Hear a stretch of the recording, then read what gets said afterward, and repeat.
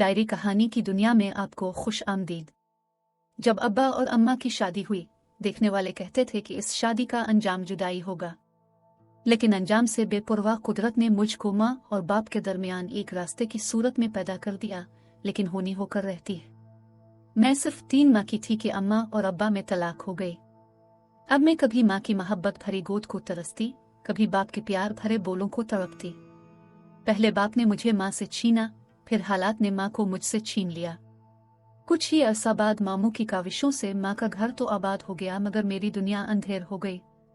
जब दिल में माँ से मिलने, इनके आंचल में जिंदगी बसर करने की उम्मीद का दिया बुझ गया। जब दूसरे बच्चों को माँ से लिपटते देखती, दिल में एक हुक सी उठती। अब्बा जल्द ही मेरी जिम्मेदारी से घबरा गए। तभी नानी अम्मा की ख्वाहिश पर मैं बाप के घर से नानी के यहाँ मुंतकिल हो गई। माँ से जुदाई का दर्द तो सहा था, बाप से जुदाई का दुख भी सह लिया। वालिद ने नानी से अहद किया कि अपनी बच्ची का खर्चा मैं आपको दिया करूंगा। एक अहद करें कि इसको सौतेले बाप के हवाले ना करेंगी और ना ये माँ से मिलने इस घर जाएगी। मैं नहीं चाहता कि ये एक गैर शख्स के टुकड़ों पर पले और मेरे होते हुए सौतेले बाप को अब्बा कहकर पुकारे। ये मेरी गैरत को गवारा ना होगा।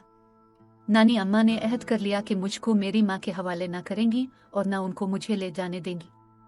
इनके इत्मीनान दिलाने से मेरे वालिद मुतमईन हो गए। वालिदा कभी कभार मिलने को नानी अम्मा के घर आया करती थी। जब इनको पता चला कि मैं उनकी माँ के आंचल के साए में आ गई हूँ, तो वो खुश हो गई, बोले, हमेशा की जुदाई से कभी कभार की मुलाकात फिर गनीमत है, बेटी की सूरत तो देख लिया करूंगी। अब वो आती तो मुझे गोद में भर लेती और मैं भी उनके गिर्द बाहें डाल देती थी, लेकिन ये कभी कभार की मुलाकात प्यार की प्यास को और भड़का गया। अब माँ जब मैं के आती, मैं दौड़कर उनके साथ चिमट जाती। वो रोने लग जाती, तभी मैं भी उनसे लिपटकर खूब आंसू बहाती। वो नानी अम्मा से कहती, मेरी बेटी मुझे दे दो। नानी उज़्र करती कि इसका बाप मेरे हवाले इस वादे पर कर गया है कि मैं उसको तुम्हारे हवाले ना करूंगी और ना सौतेले बाप के घर भेजूंगी। अब तुम मुझको अहद शिकनी पर मजबूर ना करो और इस बुढ़ापे में झूठा ना बनाओ। ये एक कुदरती अमर है कि जब अम्मा आकर रोती, मेरा दिल भी उनकी तरफ खींचने लगता और मैं उनसे लिपट जाती। तब उनसे जुदाई मौत जैसी तकलीफ दे लगने लगती। यही चाह होती कि माँ के साथ उनके घर चली जाऊं, मगर बूढ़ी नानी की आंखों से बहते आंसुओं की लड़ियां मेरे पैरों की जंजीर बन जाती। कभी कभार सौतेले वालिद भी माँ के साथ आते थे और हम माँ बेटी का उदास मिलाप देखकर रंजीदा हो जाते थे। आखिरकार ये आए दिन का रोना रंग ले आया। एक रोज नानी अम्मा की तबीयत अचानक खराब हो गई। घर में खाला और मैं थे। नानी की हालत बिगड़ जाने से उनको अस्पताल ले जाना नागुज़ीर हो गया। खाला ने पड़ोस में जाकर मिन्नत की कि उनकी वालिदा को अस्पताल ले जाने में मदद करे। पड़ोसी नानी को अस्पताल ले गए। मैं और खाला घर पर थे। खाला ने अम्मा को फोन करके सूरत हाल बताई। वो फौरन अपने शौहर के साथ आई और खाला को लेकर अस्पताल चली गई। मैं घर में अकेली थी कि शाम में दरवाजे पर दस्तक हुई। पूछा, कौन है? जवाब मिला, बेटी, मैं तुम्हारा अबू हूँ। तुम्हारी नानी माँ के लिए घर से कुछ अशिया अस्पताल ले जानी है। मैंने आवाज पहचान कर दरवाजा खोल दिया। उन्होंने कुछ मतलूबा अशिया घर से ली और कहा, तुम्हारी नानी और खाला रात को अस्पताल में ही रहेंगी, तो क्या तुम घर पर अकेली रहोगी? मैं पड़ोस वाली खाला के घर चली जाऊंगी। अंकल, बेटी, इससे बेहतर नहीं कि तुम अपनी अम्मा के पास रह जाओ।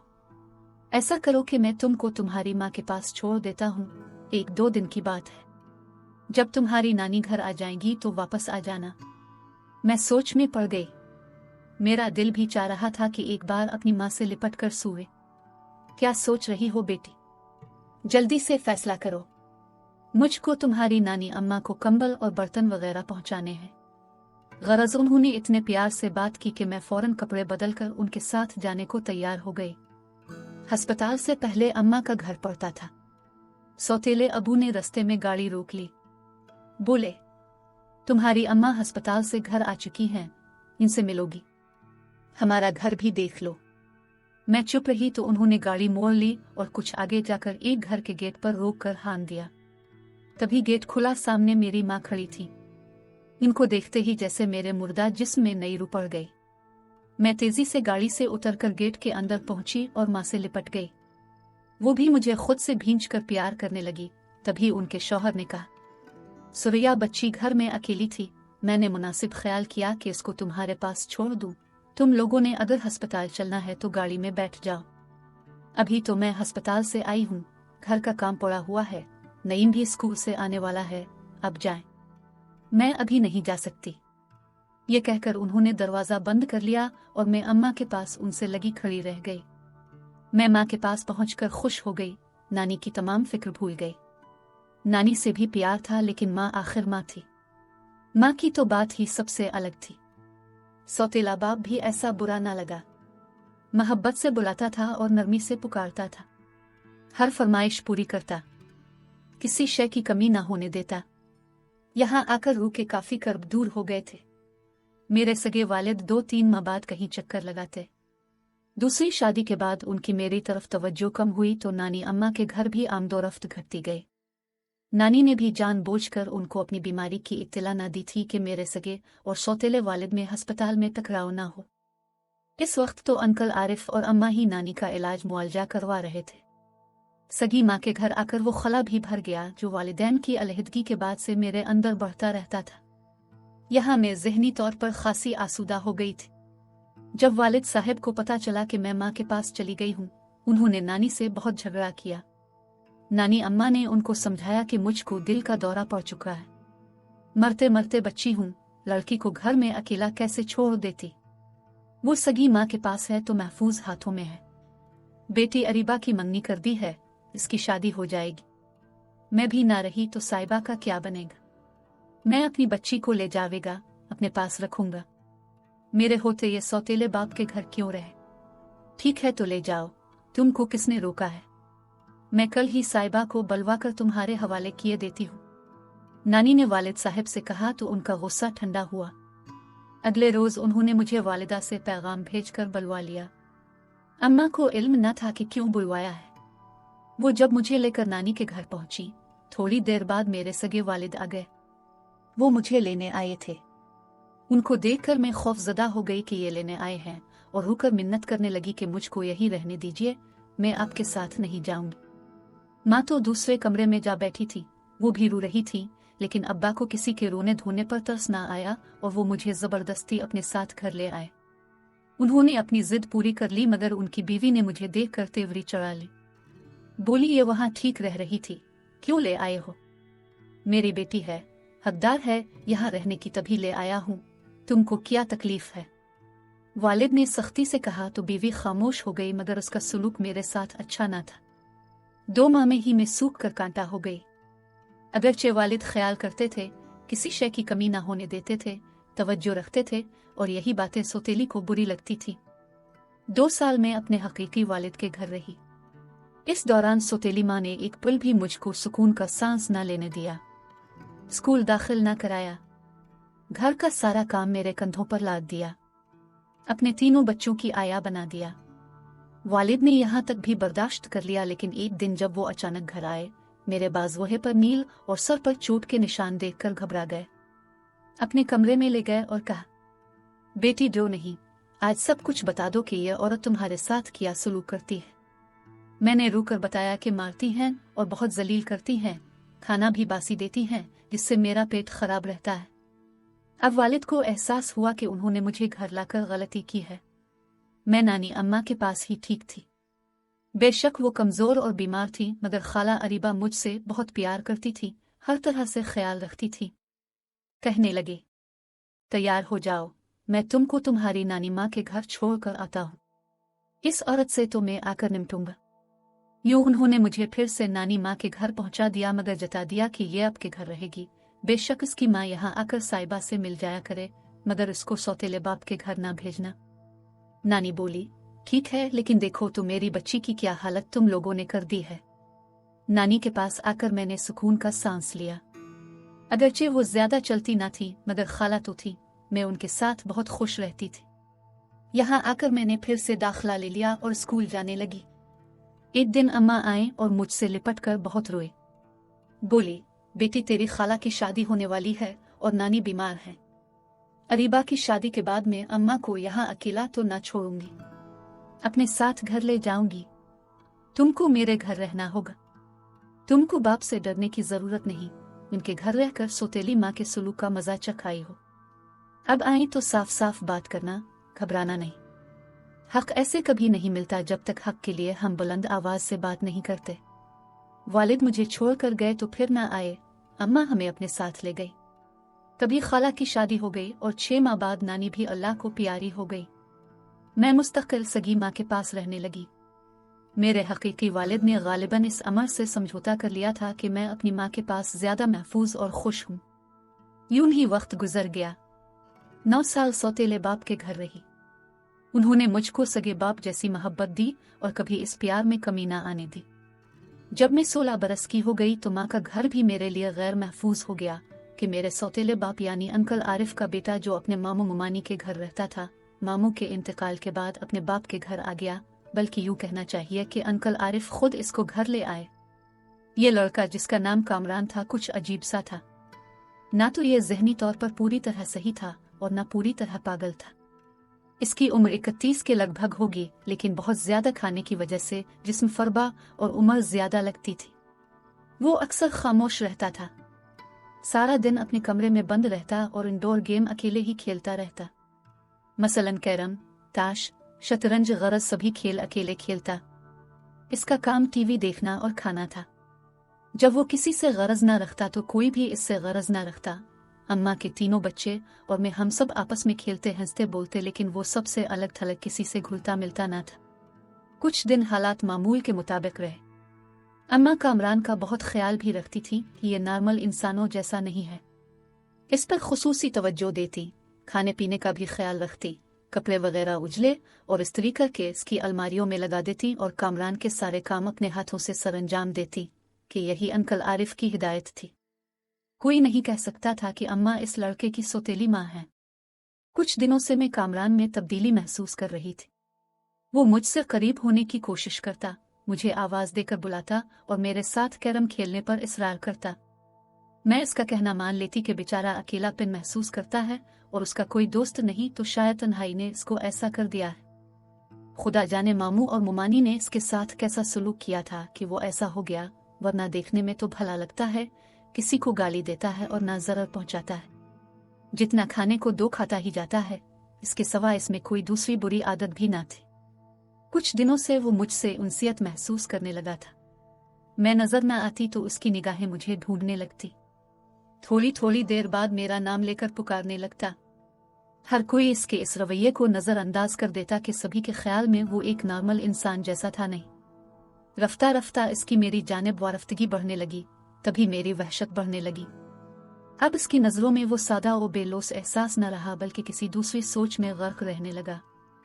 अब मुझको इसकी तरफ देखते हुए खौफ महसूस होता। कभी कभी तो इसके चेहरे के बदलते हुए तासुरात से झुरझुरी आ जाती। वो घर जो पहले मेरे लिए चमन जैसा था, अब मुझे एक अंधेरा और सुनसान जंगल लगने लगा था।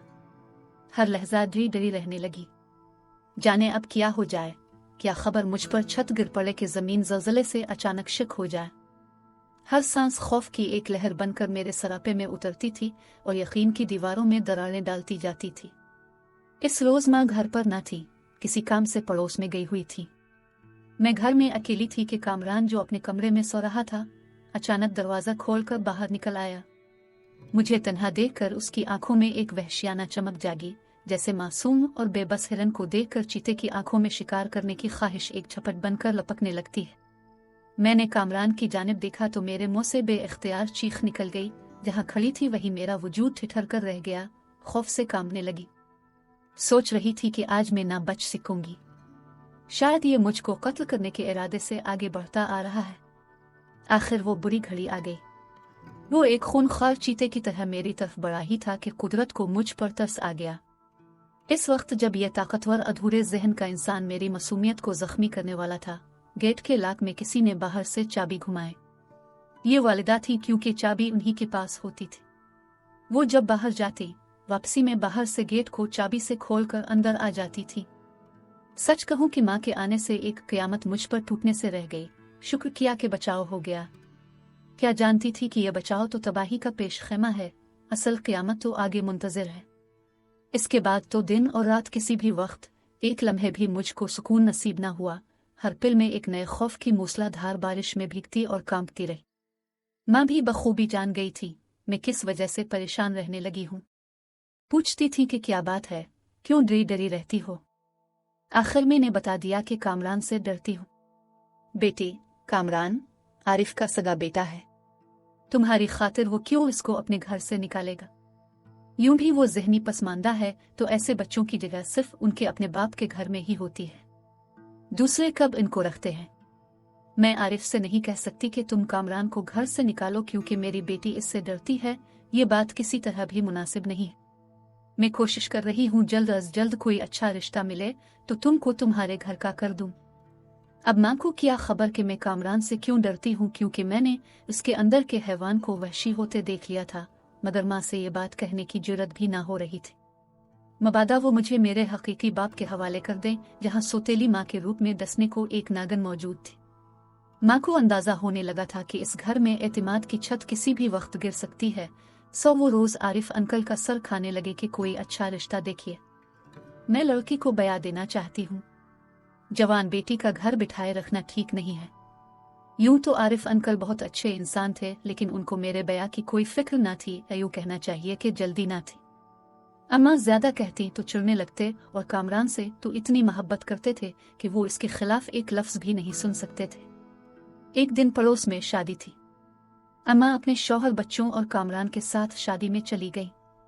मेरी तबीयत ठीक न थी, मैं न गई। जब शादी की रसूमात शुरू हुई और लोग महव हो गए तो कामरान ने दीवार फलंगी और घर के अंदर कूद आया। देम की आवाज आई तो मैं चौंकी, बाहर निकल कर देखा वो बरामदे से घर के अंदर आ रहा था। आते ही इसने लाइट बंद की और फिर मुझे दबोच लिया। मेरी चीख निकल गई। मैंने फिर इतनी जोर से चीखें मारी कि वो घबरा गया और मुझे छोड़ दिया। तब मैंने सरपट गेट की तरफ दौड़ लगा दी और खोलकर बाहर निकल गई। होना तो ये चाहिए था कि मैं शादी वाले घर जाकर अम्मा को बताती, लेकिन वहां इस कदर रश था कि उनको भीड़ में तलाश करना पड़ता। मैं तो नंगे सर नंगे पांव भागी थी। सोचा कहाँ जाऊं, लेकिन जिस पंछी के पंख टूट गए हूं उसकी उड़ान कहाँ तक होती है, भाग कर जाती कहाँ। भागते भागते आगे एक नौजवान से टकरा गए। वो और मैं दोनों ही गिरते गिरते बच्चे। वो बेचारा हवास बाख्ता हो गया। मैंने कहा, भाई मुझे बचा लो, कुछ बुरे लोग मेरे ताक़ुब में हैं, मुझको मेरी खाला के घर पहुंचा दो। तुम्हारी खाला का घर कहाँ है? उसने सवाल किया। मैंने पता बता दिया। खाला का घर नजदीक ना था। कहने लगा, अच्छा मेरी गाड़ी सामने मौजूद है, तुम इसमें बैठो, मैं तुमको जहां कहती हो पहुंचा देता हूं। दरअसल वो खालू का रिश्तेदार था। मेरे पता बताने से इसने समझ लिया कि यह सही कह रही है। वो मुझे खाला के घर ले आया। जब खाला ने मुझे वहशत ज़दा और इस हाल में देखा तो दंग रह गई। बोले, साहिबा क्या हुआ है तुझे, और ये तो इस वक्त रात को, सर पर दुपट्टा और ना पैरों में चप्पल, ऐसा क्या हो गया जो तू इस तरह घर से भागी है? मैंने कहा, बताती हूँ खाला, दम तो लेने दो और उनका शुक्रिया कहो जो मुझे यहाँ तक लाए। अब खाला ने इस नौजवान पर तवज्जो दी और बेइख्तियार उनके मुंह से निकला, अरे ये तो सद्दाम है। सद्दाम तुम यहाँ? हाँ खाला जी, ये मुझे सड़क पर गई सहमी भागती हुई मिले। आपका पता बताया।